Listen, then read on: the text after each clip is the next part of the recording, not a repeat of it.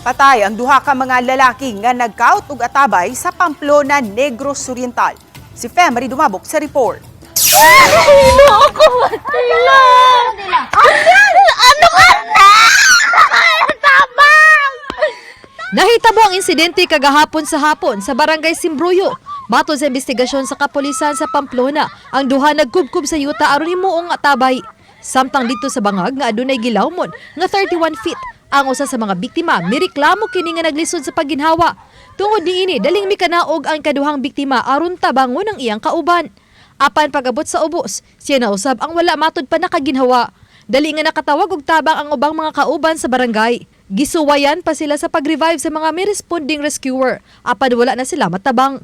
Matod di Kapitan Tuntun Bangko, ang grupo sa mga biktima nag-instalar og tubo aron mamahimong bomba sa tubig. Apan wa mo saka ang tubig, hinungdan nga gikanaog aron kuhaon ang nakasapong sa tubo. Giklaro sa kapitan nga walay kamatuoran nga wala makaginhawa ang duha. Kini tungod kay mismong ang mga rescuer nagmatuod nga nakaginhawa ra sila atol sa pag-rescue. Ang mga bangag na sa mga 25 or 30 feet ang bangag.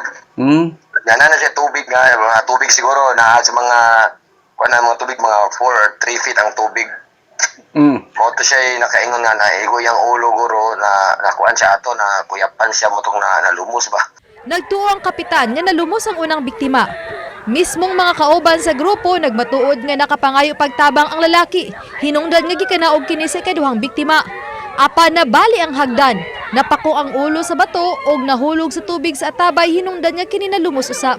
Gisuwayan sa GMA News nga makuha ang habig sa Pamplona Municipal Police Station kalabot sa giluwatan sa kapitan. Apan dili makontak ang ilang police hotline. Wa pa usab ang resulta sa post-mortem exam gikan sa RHU Pamplona.